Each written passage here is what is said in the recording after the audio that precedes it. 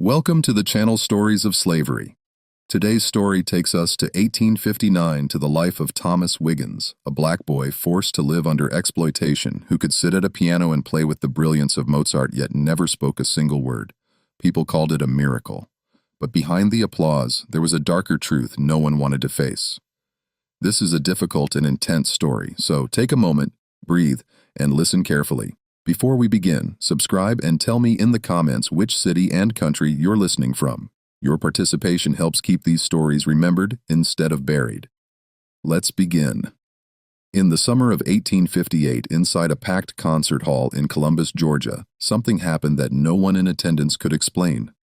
Over 800 people had gathered that night. Wealthy plantation owners sat in the front rows with their wives dressed in silk and satin. Local politicians whispered among themselves. Newspaper reporters clutched their notebooks, waiting for something worth writing about. They had all paid good money to see what the advertisements called the greatest musical curiosity in the American South. But none of them were prepared for what they were about to witness. The stage was simple, just a grand piano polished to a mirror shine sitting alone under the gaslight. The audience grew quiet when a white man in a tailored suit walked out and raised his hand. His name was James Neal Bethan, a lawyer and former newspaper editor who had made his fortune in land and slaves. He smiled at the crowd like a circus ringmaster about to reveal the main attraction.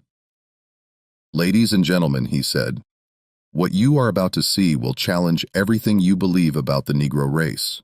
What you are about to hear will make you question the very nature of God's creation. I present to you a boy who cannot read a single word, a boy who cannot write his own name, a boy who doctors have declared mentally deficient, barely capable of feeding himself or dressing without assistance. And yet this same boy will sit at this piano and perform feats of musical genius that the greatest composers in Europe could not match." The audience murmured. Some laughed nervously, others leaned forward in their seats. Bethune paused for effect, then gestured toward the side of the stage. "I give you Blind Tom." A small figure emerged from the shadows. He was 8 years old, though he looked younger. His skin was dark, almost blue-black in the gaslight. His eyes were closed, covered by thick, milky cataracts that had made him blind since birth. He walked with an odd, shuffling gait, his head bobbing slightly, his hands flapping at his sides in a strange rhythmic pattern. The audience gasped. Some women covered their mouths. A few men shook their heads in pity or disgust. This was not what they expected. This was not a performer. This was a broken child, clearly damaged, obviously simple-minded. Several people began to stand, ready to demand their money back. But then the boy reached the piano. He did not need anyone to guide him to the bench. He found it himself, his small fingers brushing against the wood until he located the keys. He sat down, adjusted his position, and placed his hands on the keyboard. The room fell silent, and then Thomas Wiggins began to play. The music that poured from that piano was unlike anything those 800 people had ever heard. It was Beethoven's Sonata Pathetic, one of the most difficult pieces in the classical repertoire, a composition that professional musicians spent years trying to master. The blind child played it flawlessly. His fingers flew across the keys with impossible speed and precision. Every note was perfect. Every phrase was exactly as Beethoven had intended. The dynamics rose and fell like ocean waves, soft as a whisper in one moment, thunderous as a storm the next. When he finished, there was no applause. The audience sat in stunned silence, unable to process what they had just witnessed. Bethune smiled. He had seen this reaction before. "If any gentleman or lady in the audience would like to test young Tom's abilities," he announced, "please come forward. Play any piece of music you wish. No matter how complex, no matter how obscure, Tom will listen once and reproduce it. Exactly." A man in the third row stood up. He was a music teacher from Bonn, a classically trained pianist who had studied in Philadelphia. He walked to the stage with a skeptical expression, sat at a second piano that had been placed nearby, and began to play a complicated etude by Chopin, a piece filled with rapid scales and intricate fingerwork. Tom sat motionless, his blind eyes staring at nothing, his head tilted slightly as if listening to something far away. The music teacher finished. He turned to Tom with a smirk, confident that this trick would end here. Tom placed his hands on his piano and played the etude back. In the 17th measure, the audience erupted. Over the next hour, person after person came to the stage to test the boy. A church organist played a hymn he had composed himself, a piece no one else in the world had ever heard. Tom reproduced it perfectly. A woman played a simple melody with her right hand while playing a completely different melody with her left. Tom played both simultaneously, then added a third melody of his own invention with his feet on the piano pedals. A German immigrant played a folk song from his homeland, singing the lyrics in German as he accompanied himself. Tom played the song back and hummed the melody in perfect pitch, even mimicking the man's German accent. By the end of the night, grown men were weeping. Women had fainted. The music teacher from Mon sat in his chair with his head in his hands, muttering that he had wasted his entire life. And James Bethune stood at the side of the stage counting the money in his head. That night in Columbus was not the first time Tom had performed, and it would not be the last. Over the next 5 decades, the blind boy from Georgia would become the most famous musician in America. He would play for presidents and generals. He would fill concert halls across the country and tour Europe to standing ovations. He would earn the equivalent of over $20 million in today's money. But Thomas Wiggins would never see a cent of it. He would never choose where to live, what to eat, or when to sleep. He would never have a friend, a wife, or a family of his own. He would remain in every way that mattered a slave even after slavery ended. Even after the law said he was free, even until the day he died.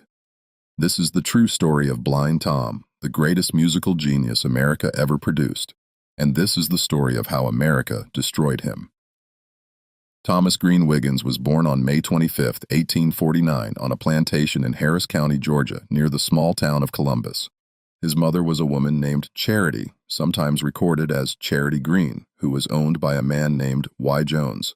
Charity had already given birth to at least a dozen children, all of them scattered across different plantations, sold away from her over the years. Tom was her 13th child, and from the moment he was born, it was clear that something was different about him. The baby emerged from the womb with his eyes covered by thick white cataracts. He was completely blind, unable to see even shadows or light. But that was not the only thing wrong with him. In the days and weeks after his birth, Charity noticed that her son did not behave like her other children. He did not respond when she called his name. He did not look at her face when she held him. He did not cry when he was hungry or uncomfortable. He simply lay there silent and still as if he were somewhere else entirely. The other enslaved people on the plantation whispered that the child was cursed. Some said he had no soul. Others said he was punishment from God for some unknown sin. Even Charity, who loved her son despite everything, sometimes wondered if there was anything inside that small, silent body at all. In the fall of 1850, when Tom was about 18 months old, Y. Jones decided to sell off some of his slaves. He needed money to pay debts, and the slave market in Columbus was active. Jones gathered his healthiest workers and brought them to the auction block where planters and farmers from across the region came to inspect the merchandise. Among the buyers that day was James Neal Bethune, a 46-year-old lawyer and newspaper man who had recently purchased a large plantation called Solitude in Muscogee County. Bethune had come to the auction looking for field hands, strong men who could clear land and plant cotton. But his attention was drawn to a woman standing at the edge of the group, clutching a small child in her arms. The woman was Charity, the child was Tom. Bethune examined them with the cold, calculating eye of a businessman. Charity was healthy and strong, probably good for another 15 or 20 years of work. But the child was clearly defective, blind, unresponsive, probably simple-minded. No one would pay good money for a slave who could never work. Y. Jones knew this. That was why he was selling Charity and Tom together as a package. It was the only way to unload the damaged goods. Jones offered them at a steep discount, just $400 for the pair, a bargain price even by the standards of 1850. Bethune hesitated. He did not want to feed and clothe a useless child who would never contribute anything to the plantation. But Charity was a good worker, and the price was too low to pass up. He made the deal. And so Thomas Wiggins became the property of James Neal Bethune. Neither of them knew it at the time, but this transaction would change both of their lives forever. The first years at Solitude were hard for Charity and Tom. The plantation was new and undeveloped with thick forests that needed to be cleared and swampy land that needed to be drained. Charity worked long hours in the fields while Tom stayed in the slave quarters, cared for by older women who were too weak for heavy labor. As he grew, it became clear that Tom was unlike any child anyone had ever seen. He still did not speak. He showed no interest in playing with other children. He spent hours sitting alone, rocking back and forth, humming strange melodies to himself, running his fingers along any surface he could find. He seemed obsessed with sound. He would press his ear against the ground to hear the vibrations of footsteps. He would tap his fingers against walls and floors, listening to the echoes. He would sit outside during thunderstorms, his face turned toward the sky, drinking in the crash and rumble as if it were music. The other enslaved people did not know what to make of him. Some thought he was touched by spirits. Others thought he was simply an idiot, a damaged creature who would never amount to anything. The Bethune family ignored him entirely. He was just another slave child, and a broken one at that. He had no value, no purpose, no future. But everything changed one night in the summer of 1855 when Tom was 6 years old. The Bethune family had gathered in the parlor of the main house for an evening of music. James Bethune's daughters were taking piano lessons, as was expected of proper Southern young ladies, and their teacher had come to hear them practice. One by one, the girls sat at the Steinway grand piano that dominated the room and played their simple exercises, their small fingers stumbling over the keys. No one noticed the small figure crouched outside the window, hidden in the darkness. Tom had followed the sound of the music from the slave quarters. He had never heard a piano before, and the sound fascinated him. He pressed his face against the glass, his blind eyes staring at nothing, his entire body vibrating with the notes that floated through the air. When the lesson ended and the family went to bed, Tom did something that should have been impossible. He found his way to the back door of the house, which had been left unlocked. He navigated through rooms he had never been in before, avoiding furniture and obstacles by listening to the echoes of his own footsteps. He found the parlor, he found the piano, and he began to play. The sound woke the entire household. James Bethune grabbed his pistol, certain that an intruder had broken in. His wife and daughters huddled in terror. The overseer came running with a lantern. When they burst into the parlor, they found little Tom sitting at the piano bench, his blind eyes closed, his small fingers moving across the keys with supernatural grace. He was playing one of the pieces that Bethune's daughter had practiced earlier that evening. He was playing it perfectly. Bethune stood frozen in the doorway, his pistol hanging limp at his side. He watched the blind, mute, supposedly idiotic slave child perform music that his own daughters could barely manage after months of lessons. And in that moment, James Neal Bethune realized that he had stumbled upon something extraordinary. Over the following weeks, Bethune conducted what he called experiments on Tom. He brought in local musicians to test the boy's abilities. He had them play increasingly complex pieces, watching in amazement as Tom absorbed each one after a single hearing and reproduced it without error. He discovered that Tom could play with his hands crossed with his back to the piano, even with a cloth draped over the keyboard so he could not feel which keys he was pressing. The music seemed to flow through him from some unknown source, but there was more. Tom did not just reproduce music, he created it. He would sit at the piano for hours, improvising melodies that no one had ever heard. Compositions that ranged from simple and sweet to dark and complex. The music poured out of him like water from a spring, endless and effortless and utterly original. Bethune was not a musical man himself. He could not read sheet music or play any instrument, but he recognized something that mattered far more in the antebellum South. He recognized an opportunity to make money. In 1857, when Tom was 8 years old, Bethune organized the first public exhibition of the boy's talents. He rented a concert hall in Columbus and plastered the town with advertisements. He promoted Tom not as an artist or a musician, but as a curiosity, a freak of nature, a marvel to be witnessed like a two-headed calf or a bearded woman at a circus. The show was a sensation. The concert hall sold out. People came from miles around to see the blind Negro boy who could play piano like a European master. Bethune charged 50 cents admission, a significant sum in 1857, and still turned people away at the door. By the end of the night, he had made more money than his plantation earned in a month. Bethune immediately began planning a tour. He pulled Tom away from his mother and the only home he had ever known. He loaded the boy into a carriage and set off across Georgia, then South Carolina, then the rest of the South, staging exhibition after exhibition in towns and cities, large and small. The format was always the same. Bethune would give his speech about the idiot savant, the mental defective who could somehow channel musical genius despite his damaged brain. Then Tom would play. Then the audience challenges would begin. Every night, local musicians would come forward to test the boy, certain they could stump him, certain the whole thing was a trick. Every night, Tom proved them wrong. The money rolled in. Bethune invested it in more advertising, more tours, bigger venues. By 1858, Blind Tom was the most talked about act in the American South. Newspapers ran breathless reviews of his performances. Scientists and doctors published papers trying to explain his abilities. Religious leaders debated whether his talent was a gift from God or a curse from the devil. And through it all, Tom remained a slave. He slept in back rooms and basement. He ate scraps and leftovers. He had no say in where he went, what he played, or how long he performed. Bethune owned him completely, body and soul.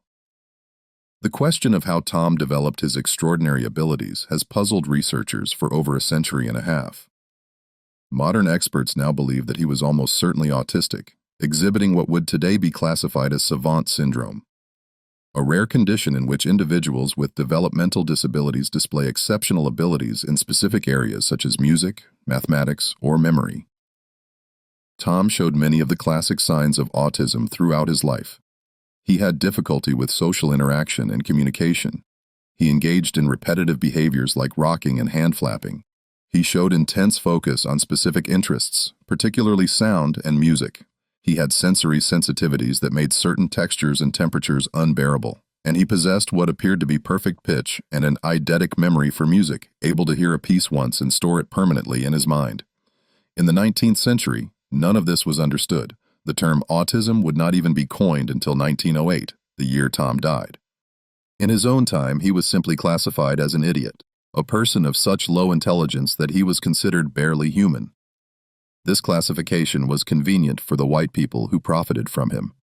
If Tom was not really a person, not really conscious, not really human, then there was nothing wrong with using him like a trained animal. But the evidence suggests that Tom was far more aware than anyone gave him credit for. He responded to kindness and cruelty, showing visible distress when treated harshly and visible pleasure when treated well. He formed attachments to certain people and avoided others. He had preferences and desires, even if he could not express them in words, and most importantly, he had opinions about his own music.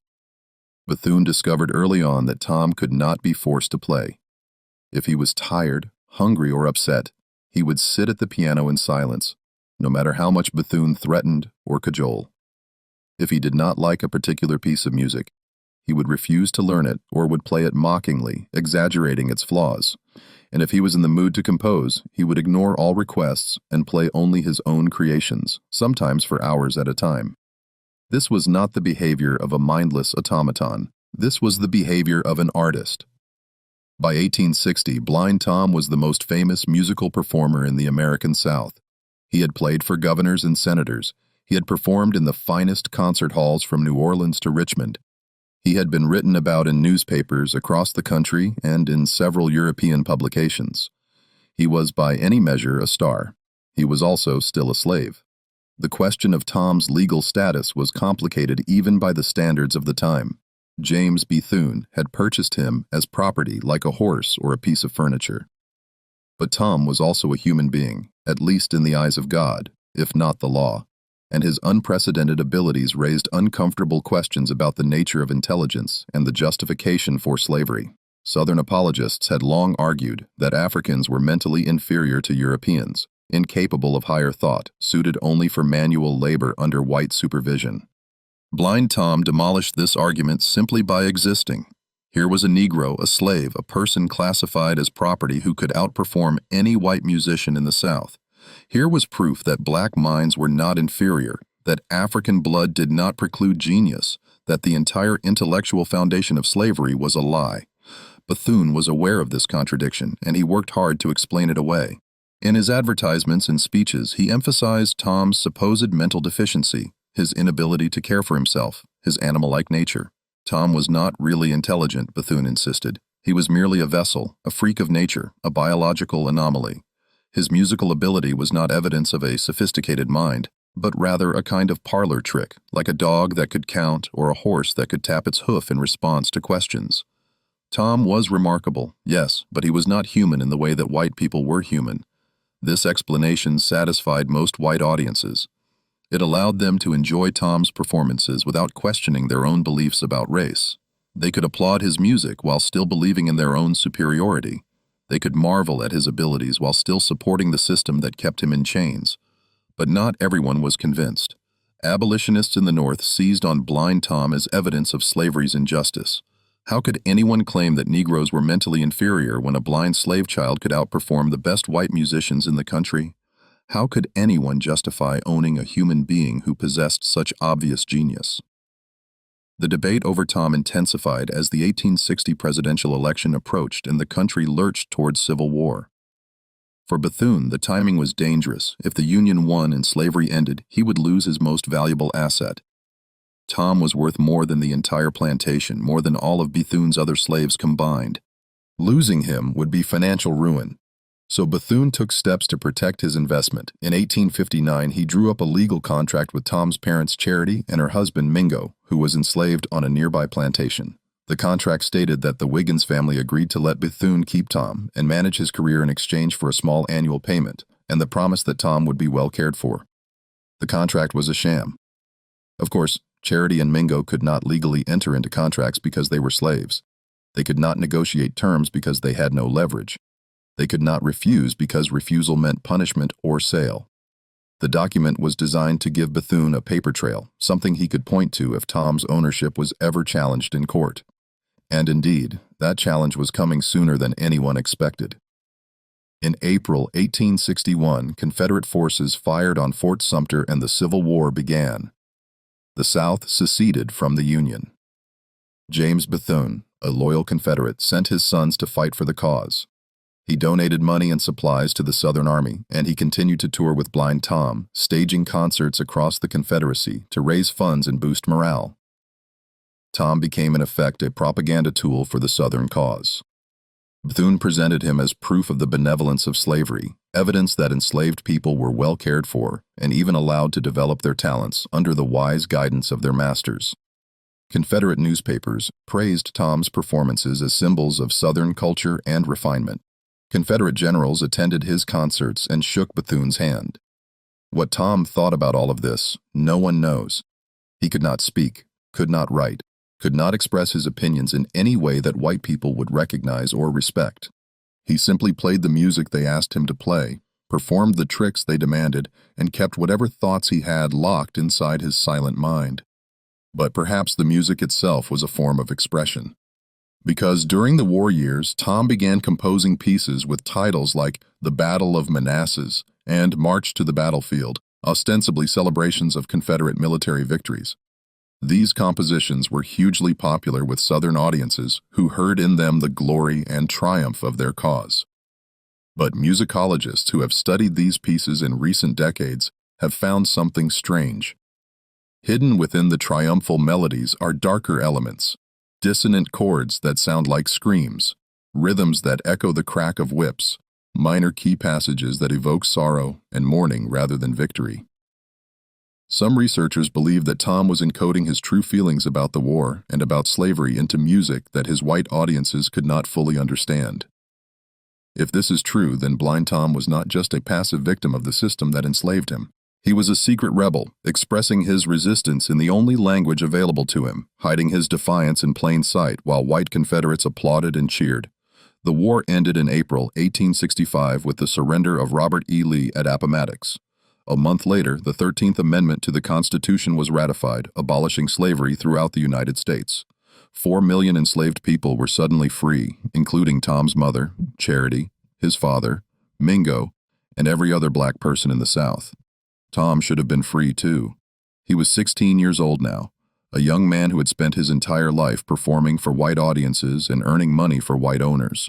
He had generated hundreds of thousands of dollars in revenue, more than most free people earned in a lifetime. He deserved his freedom and the chance to control his own life and career. But James Bethune had other plans. Within months of the war's end, Bethune went to court and filed for legal guardianship of Tom. He argued that Tom was mentally incompetent, unable to care for himself, in need of a responsible white person to manage his affairs. He produced doctors who testified that Tom was an idiot, a creature with the mind of a young child, incapable of making decisions or handling money. He pointed to Tom's strange behaviors, his inability to speak, his apparent confusion about the world around him. The court agreed. In 1865, the same year that slavery ended, Thomas Wiggins was declared a legal ward of James Neal Bethan. Tom was free in name only.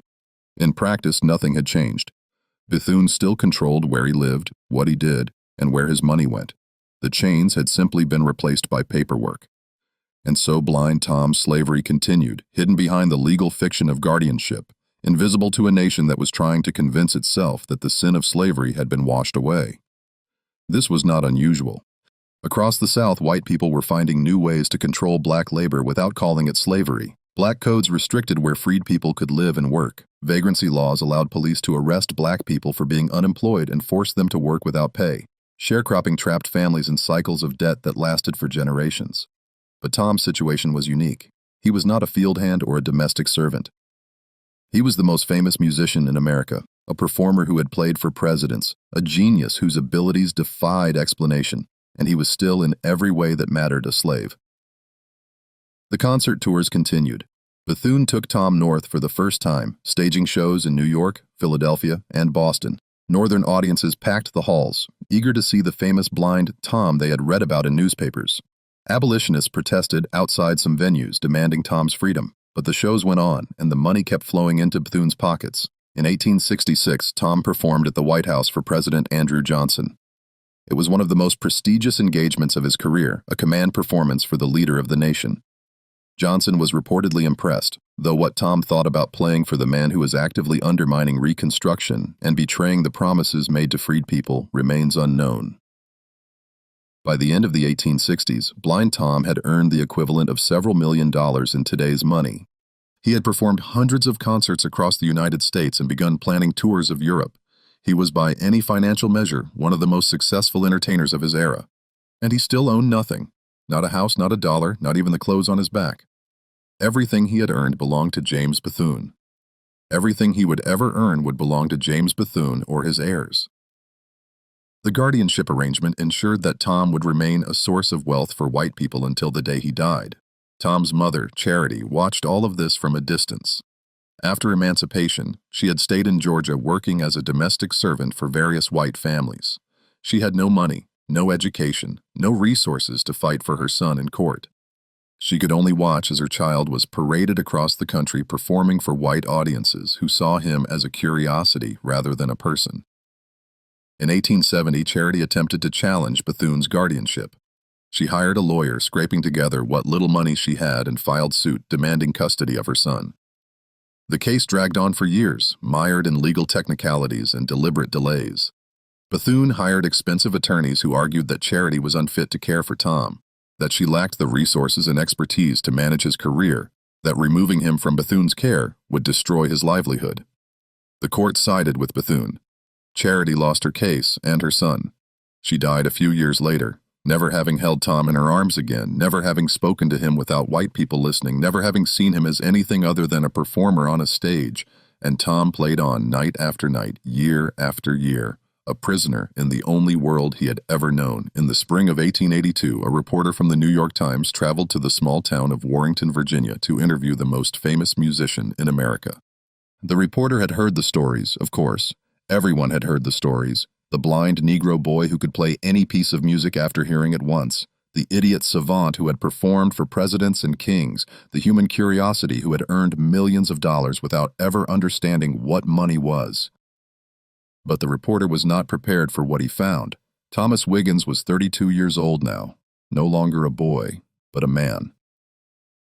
He sat in a small dark room in the back of a boarding house, rocking slowly in a wooden chair. His eyes were still clouded with the cataracts that had blinded him since birth. His hair was starting to gray at the temples. His clothes were simple and worn, nothing like the fine suits he wore on stage. When the reporter entered, Tom did not acknowledge him. He continued rocking, humming a melody under his breath, his fingers tapping against his thighs as if playing an invisible piano. The reporter introduced himself and explained that he wanted to write a story about Tom's remarkable life. Tom said nothing. He simply kept rocking, kept humming, kept tapping. The reporter tried again, asking about Tom's childhood, his music, his travels across America and Europe. Still nothing. Tom seemed to exist in his own world, a place where reporters and their questions did not matter. Finally, the reporter asked if Tom would play something on the piano that sat in the corner of the room. For the first time, Tom stopped rocking. His head tilted slightly as if considering the request. Then he stood up, walked to the piano without assistance, sat down on the bench, and placed his hands on the keys. What followed was unlike anything the reporter had ever heard. Tom played for nearly 2 hours without stopping. He moved through Beethoven and Mozart, through Bach and Chopin, through folk songs and hymns and popular melodies of the day. He played his own compositions, strange and beautiful pieces that seemed to come from some other dimension. He played with his eyes closed, with his back to the piano, with his hands crossed, with a handkerchief draped over the keys. When he finally stopped, the reporter sat in stunned silence. Tears were running down his face. Tom returned to his rocking chair and resumed his humming as if nothing had happened. The reporter left Warrington that afternoon and filed his story the next day. In it, he described a blind Tom as the greatest musical genius he had ever encountered, a man whose abilities defied all scientific explanation. But he also described something else. He described a prisoner, a man trapped in a life he had not chosen, controlled by people who saw him only as a source of income, a genius who had been robbed of everything except his music. The story caused a minor sensation, but nothing changed. Tom continued performing. His handlers continued collecting the money, and the world continued treating him as a curiosity rather than a human being. The years between 1870 and 1880 were the peak of blind Tom's fame and earning power. He performed constantly, sometimes giving 2 or 3 concerts a day, traveling by train from city to city in an endless circuit of shows. He played in New York and Chicago, in San Francisco and New Orleans, in London and Paris and Berlin. He performed for Queen Victoria in England, who was reportedly so moved by his playing that she wept openly. He performed for Emperor Wilhelm I in Germany, who declared him the most remarkable musician in the world. But success did not bring freedom. James Beethan maintained iron control over every aspect of Tom's life. He decided where Tom would perform, how long the concerts would last, what pieces would be played. He negotiated the contracts, collected the fees, and deposited the money in his own accounts.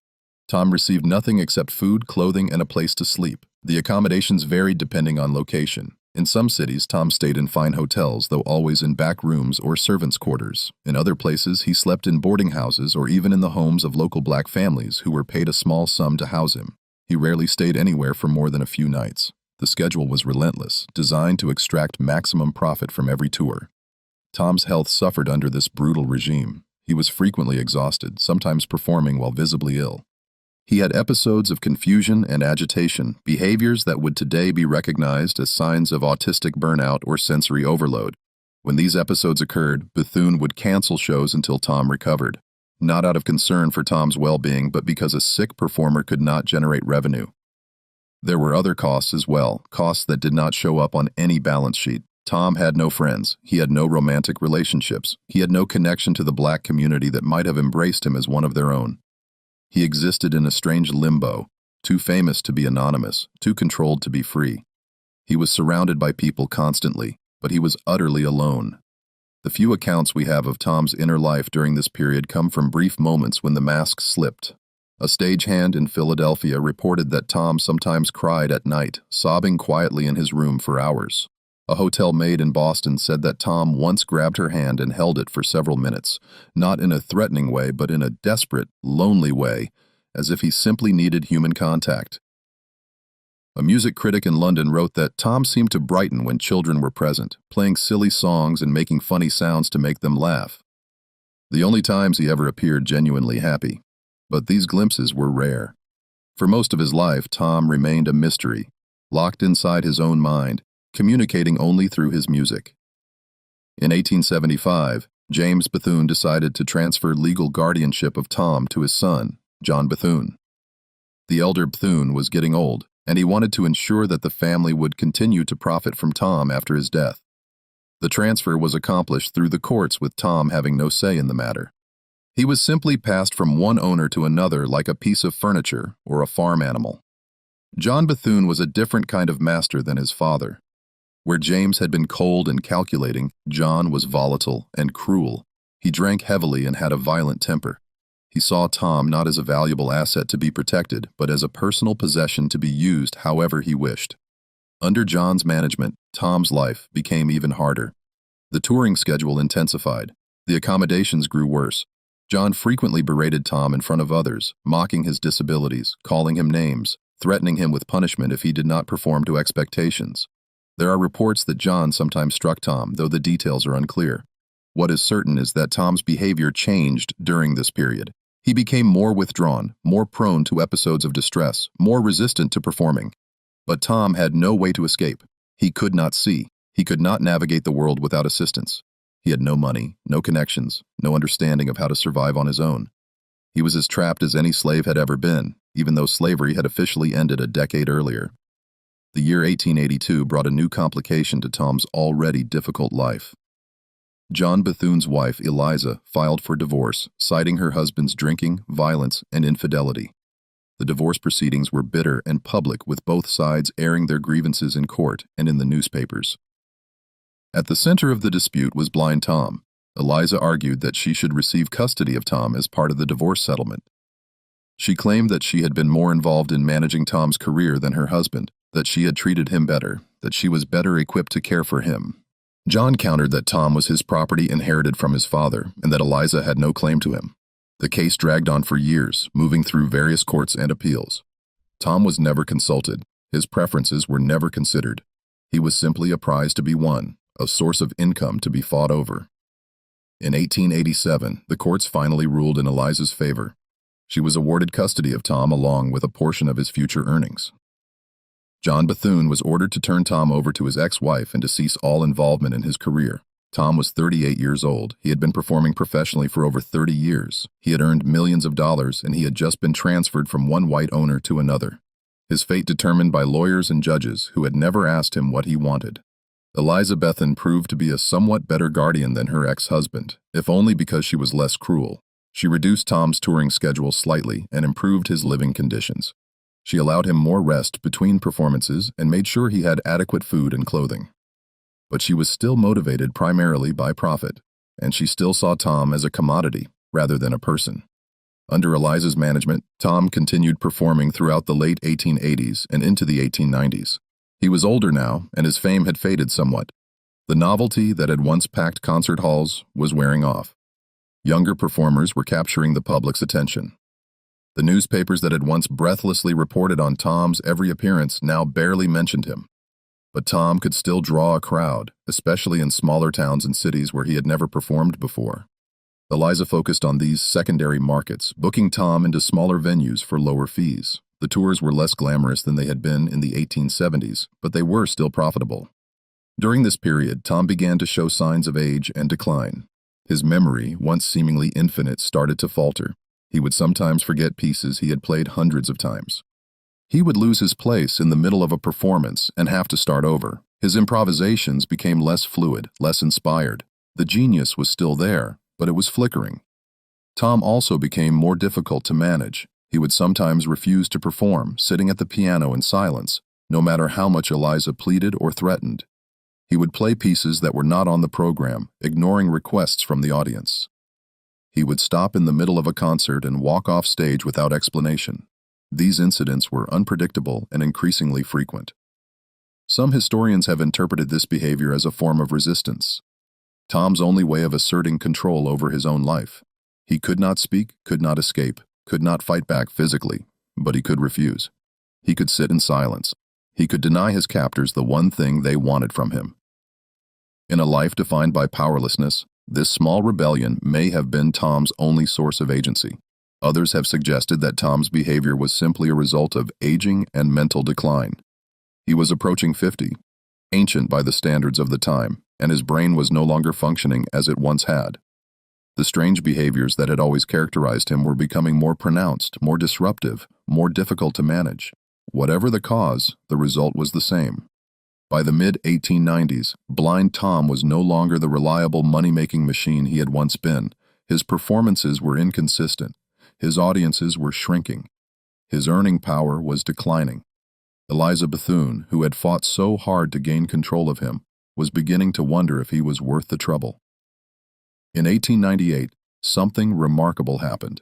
A lawyer named Albion Tour, a white man who had been a Union soldier during the Civil War and had dedicated his life to fighting for civil rights, took an interest in Tom's case.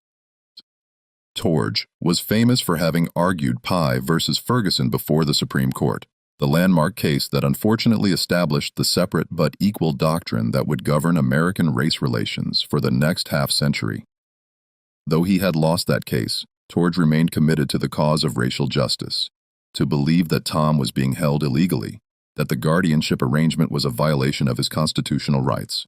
He filed suit on Tom's behalf, arguing that a competent adult could not be held as a ward without his consent, that the guardianship laws were being abused to perpetuate a form of slavery, and that Tom deserved the right to control his own life and earnings. The case attracted significant attention. Newspapers across the country covered the proceedings. Editorials were written debating the merits of the arguments. For a brief moment, it seemed possible that Tom might finally be freed, but the courts disagreed. Judge after judge ruled that Tom was indeed mentally incompetent, that he required a guardian to manage his affairs, that the arrangement with Eliza Bethune was legal and appropriate. The evidence of Tom's disabilities was overwhelming. They said he could not speak, he could not care for himself. He could not understand money or contracts or the complexities of the world. Without a guardian, he would be helpless. Torge appealed, but the higher courts affirmed the lower court rulings. The case was closed. Tom remained Eliza Bethune's property in all but name. Torge died in 1905, still fighting for causes he believed in. Tom outlived him by 3 years. The final decade of Tom's life was marked by obscurity and decline. Eliza Bethune had largely given up on touring by 1900. The costs of travel and accommodation were no longer justified by the dwindling audiences. Tom was kept in a small house in Hoboken, New Jersey, cared for by hired servants, trotted out occasionally for private performances when Eliza needed money. Few visitors came to see him. The newspapers had long since moved on to other stories. The musical world had evolved, embracing new styles and new stars. Blind Tom, once the most famous performer in America, was largely forgotten. But Tom still had his music. He still played every day for hours at a time, alone in his small room with a battered upright piano. He played the pieces he had learned decades earlier, the Beethoven and Mozart and Bach that had once brought audiences to their feet. He played his own compositions, the strange and beautiful melodies that had emerged from his unique mind. He played for no one except himself. What did Tom think during those long, lonely hours at the piano? What memories did he carry? What emotions did he feel?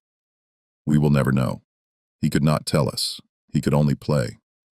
In 1904, Eliza Bethune was interviewed by a reporter who was writing a retrospective article about Tom's career. She described him as a simple creature, content with his lot, grateful for the care she provided. She said he was like a child, innocent and happy, unaware of the world's complexities. But others who saw Tom during this period painted a different picture. A servant who worked in the Hoboken house said that Tom often seemed sad, sitting for hours in silence, refusing to eat or engage with anyone. A neighbor reported hearing Tom play the same mournful melody over and over late at night, the sound drifting through the walls like a ghost. A doctor who examined Tom in 1906 noted that he showed signs of depression and withdrawal, common in individuals who had experienced prolonged isolation and lack of stimulation. The truth is probably somewhere in between. Tom was neither the contented innocent that Eliza described, nor the tragic figure that others portrayed. He was a complex human being, with thoughts and feelings and experiences that we can only guess at. He had lived an extraordinary life, one filled with triumph and tragedy, fame and exploitation, genius and suffering. And now that life was coming to an end. On June 13, 1908, Thomas Green Wiggins died of a stroke at the age of 59. He was alone when he died in his small room in Hoboken, far from the concert halls where he had once performed and the plantation where he had been born. His death was reported briefly in a few newspapers, mostly as a curiosity, a footnote to an earlier era. The headlines called him Blind Tom, the name his owners had given him, the name that reduced his entire existence to a disability and a nickname. Few mentioned his full name. Few acknowledged his humanity. Few mourned his passing. Eliza Bethune arranged for a modest funeral. Tom was buried in Evergreen Cemetery in Brooklyn, New York, in an unmarked grave. The man who had performed for presidents and queens, who had played in the finest concert halls on 2 continents, who had earned millions of dollars over his career, was laid to rest without even a stone to mark his place. For nearly a century, No one knew where Thomas Wiggins was buried. His grave was lost, forgotten like the man himself. It was not until 1976 that researchers finally located his remains in a plot that had been purchased by Eliza Bethune under her own name rather than Tom's. In 2002, a proper marker was finally placed on Tom's grave. It reads, Thomas Wiggins Bethune, Blind Tom, 1849-1908, renowned pianist and composer. The marker acknowledges both his slave name and his stage name, the identity imposed on him by white owners who saw him only as a source of profit. But the marker also calls him what he truly was, a pianist, a composer, an artist. It took 94 years for America to put those words on his grave, 94 years to acknowledge that Thomas Wiggins was more than a curiosity, more than a freak, more than a piece of property. He was a musician, one of the greatest who ever lived. The story of Blind Tom raises uncomfortable questions that America has never fully answered. How do we reckon with the exploitation of black genius? How do we account for the wealth that was extracted from enslaved and formerly enslaved people? How do we honor those who were robbed not just of their freedom, but of their very identities? Tom earned the equivalent of over $20 million during his career. Every penny of that money went to white people. First to James Bethune, then to John Bethune, then to Eliza Bethune. The family that had purchased Tom as a defective piece of property became wealthy beyond imagination because of his talent. And what did Tom receive in return? A room to sleep in, food to eat, clothes to wear, the bare necessities of survival, provided not out of kindness but out of the need to keep the money-making machine functioning. This was the reality of Blind Tom's life. He was not a person, but a product, not an artist, but an attraction, not a human being, but a human tool used to generate profit for others. Some defenders of the Bethunes have argued that they deserved compensation for managing Tom's career, that without their efforts he would have remained an unknown slave on a Georgia plantation, that they provided him with opportunities he could never have had on his own. There is a kernel of truth in this argument. Tom could not have managed a concert tour by himself. He could not have negotiated contracts or handled finances. He needed help to navigate a world he could not see. But this argument ignores the fundamental injustice at the heart of the arrangement. Tom did not choose to have managers. He did not consent to the terms of his employment. He did not agree to give away all of his earnings in exchange for food and shelter. These decisions were made for him without his input by people who had a financial interest in keeping him dependent and controlled. A truly just arrangement would have looked very different. Tom could have been paid fairly for his work with a portion of his earnings set aside for his care and the rest saved for his future. He could have been provided with education and support to help him develop whatever independence was possible given his disabilities. He could have been treated as a human being with rights rather than as property to be exploited. But that would have required white America to see Tom as a person. And white America was not ready to do that. Not in 1858 when he first began performing. Not in 1865 when slavery officially ended. Not in 1908 when he died. The myth of black inferiority was too powerful, too convenient, too deeply embedded in the fabric of American society. So Tom lived and died as a slave in everything but name. And his story was mostly forgotten, a footnote in the history of American music, an uncomfortable reminder of truths that most Americans preferred not to face. But here is the remarkable thing about Thomas Wiggins. Despite everything that was done to him, despite the exploitation and the cruelty and the dehumanization, he left something behind that his oppressors could never take away. He left his music. Tom composed over 100 original pieces during his lifetime. Many of these compositions have been lost, never written down or preserved, but some survive, and they reveal a mind of extraordinary depth and complexity. His most famous composition is the Battle of Manassas, a musical depiction of the Confederate victory in the first major battle of the Civil War. On the surface, it seems like a celebration of Southern triumph, exactly the kind of propaganda that James Bethune wanted Tom to produce. But listen closely, and you hear something else. You hear chaos and confusion. You hear suffering and death. You hear the true horror of war rendered in notes and chords that white audiences applauded without understanding. Another composition, The Rainstorm, captures the sound of a violent thunderstorm with uncanny accuracy. The piece begins quietly with soft raindrops falling on a roof. Then the wind picks up. The rain intensifies. The thunder crashes. The music builds to a terrifying climax before gradually subsiding into peaceful calm. It is a work of programmatic genius, painting pictures with sound in a way that few composers have ever matched. But perhaps the most revealing of Tom's compositions are the ones without names, the improvised melodies that he played for himself late at night alone in whatever room he happened to be sleeping in. These pieces were never performed publicly, never written down, never intended for any audience. They were Tom's private language, his way of expressing thoughts and feelings that he could not put into words. Witnesses who heard these private performances described them in almost mystical terms. They spoke of music that seemed to come from another world, melodies that were unbearably sad or strangely joyful or simply beyond human comprehension. They spoke of feeling as if they were eavesdropping on something sacred, something that was not meant for their ears. What was Tom saying in these private moments? Was he mourning the mother he lost? Was he raging against the captivity he endured? Was he dreaming of a freedom he would never experience? Was he simply expressing the pure joy of creating the one pleasure that could not be taken from him? We will never know for certain, but we know that he played every day for 50 years. He played through slavery and war, through poverty and exploitation, through loneliness and despair. He played. The music was his refuge, his rebellion, his revenge. It was the one part of his life that belonged entirely to him, and in the end, that music is what survived. The Bethunes are forgotten, their names remembered only because of their connection to Tom. Their money is long since spent. Their power is long since dissolved. But Tom's compositions are still performed today, studied by musicologists, marveled at by pianists, appreciated by audiences who never knew his name. In this sense, Tom won. Not the victory he deserved, not the freedom and respect and compensation he should have received, but a victory nonetheless. His genius outlasted his oppressors. His art transcended his suffering.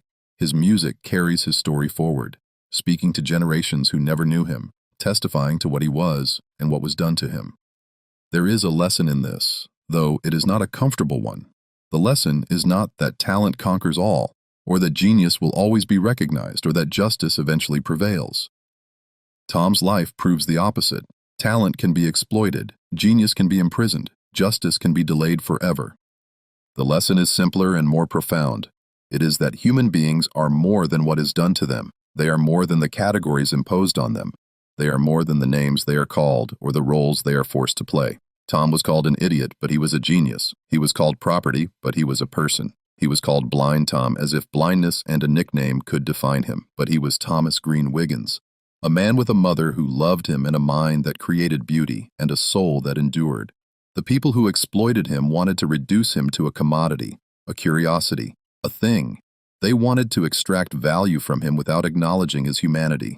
They wanted to profit from his gifts while denying that he had any inner life worth respecting. They failed. Not in the material sense. They took his money, controlled his body, owned his labor. In that sense, they won completely, but they failed to erase him. They failed to silence him. They failed to make him nothing. Because Tom spoke not in words but in music. Every time he sat at the piano, he spoke. Every composition was a statement. Every performance was a testament. Every note was proof that inside the body they called defective. Inside the mind they called inferior. Inside the person they treated as property, there was something real and valuable and irreducibly human. This is what we should remember about Blind Tom. Not just the injustice of his life, though that must never be forgotten. Not just the cruelty he endured, though that must be acknowledged and condemned, but also the triumph. The triumph of a man who, in the face of everything designed to destroy him, continued to create, continued to express, continued to be. Tom never got his revenge in any conventional sense. He never confronted his oppressors or escaped their control or received compensation for what was stolen from him. He died as he had lived, at the mercy of white people who did not see him as fully human. But there is another kind of revenge, the revenge of endurance, the revenge of survival, the revenge of leaving something behind that your enemies cannot destroy. James Bethune is dust. John Bethan is dust. Eliza Bethan is dust. Their grand plans, their legal maneuverings, their careful exploitation, all of it is dust. But somewhere, right now, someone is playing one of Tom's compositions. Somewhere right now, someone is hearing his music for the first time and feeling something stir inside them. Somewhere right now, his genius is touching another human being across a gap of more than a century. That is Tom's revenge. Not violent, not dramatic, not satisfying in the way that Hollywood endings are satisfying, but real and lasting and true. The boy who never spoke a word said everything that mattered. He said it in music, and we are still listening. In recent years, there has been a growing movement to recognize Tom's contributions to American music and to reckon with the injustice of his life.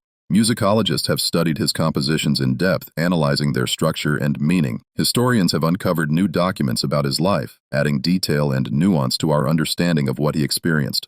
Performers have recorded his works, bringing his music to new audiences. There have also been calls for more tangible forms of recognition. Some have suggested that Tom should be inducted into various music halls of fame. Others have proposed that a museum or memorial should be established in his honor. Still others have called for reparations, arguing that the Bethan family's descendants should be required to give back some portion of the wealth that was extracted from Tom's labor. These efforts are valuable. They help to correct the historical record to ensure that Tom is remembered as he should be remembered. But they also raise difficult questions. Can any recognition, however belated, make up for what was done? Can any memorial capture the full weight of a life spent in captivity? Can any reparation compensate for 50 years of stolen freedom? The answer probably is no. There is no way to undo what was done to Tom. There is no way to give him back the life he should have had. The injustice of his existence is complete and irreversible. But perhaps that is not the point. Perhaps the point is not to fix the past, but to learn from it. To see in Tom's story a warning about what happens when human beings are treated as property. To recognize in his suffering the consequences of systems designed to extract value from black bodies while denying black humanity. To understand that the history of American music, like the history of America itself, is built on a foundation of exploitation and theft. Tom's life was shaped by forces beyond his control. He was born into slavery, sold as property, exploited as a performer, kept as a ward, and forgotten after his death. At every stage, decisions were made for him rather than by him. His fate was determined by laws and customs and economic interests that he could not influence or escape. And yet within those constraints, he found a way to be himself. He found a way to create. He found a way to leave a mark on the world that would outlast the people who owned him. This is the paradox of Tom's life. He was utterly powerless, and yet he was powerful. He was silenced, and yet he spoke. He was treated as nothing, and yet he was something. Something extraordinary, something unforgettable, something that we are still trying to understand. If Tom could speak to us today, what would he say? Would he be angry at the people who exploited him? Would he be sad about the life he was denied? Would he be proud of the music he created? Would he even care what we think more than a century after his death? We will never know. Tom's thoughts died with him, locked forever inside the mind that the world called defective. But we have his music, and in that music, if we listen carefully, we can hear something that sounds like a voice crying out from the darkness, a voice demanding to be heard, a voice insisting on its own existence, its own value, its own humanity. Listen to that voice. Listen to Blind Tom. Listen to Thomas Green Wiggins. He has something to tell you. In the end, what Thomas Wiggins gave to the world was not just music. It was proof. Proof that genius knows no color. Proof that the human spirit cannot be crushed by chains or laws or cruelty. Proof that even in the darkest circumstances, something beautiful can emerge. The people who exploited Tom wanted to prove the opposite. They wanted to use him as evidence that black people were inferior, that slavery was justified, that the social order of the antebellum South was natural and right. They paraded him on stages across America and Europe, presenting him as a freak, an anomaly, a demonstration of how far a defective Negro could go with proper white management. But their argument collapsed under the weight of its own contradictions. If black people were truly inferior, how could a blind, allegedly idiotic slave child outperform the best white musicians in the world? If Negroes were only suited for manual labor, what explained the creative genius that poured from Tom's fingers every time he touched a piano? If the system of slavery and white supremacy was just, why did it require such elaborate justifications? Tom's existence was a reputation of everything his oppressors believed. Every note he played was an argument against their worldview. Every composition was evidence that their ideology was built on lies. They tried to explain him away.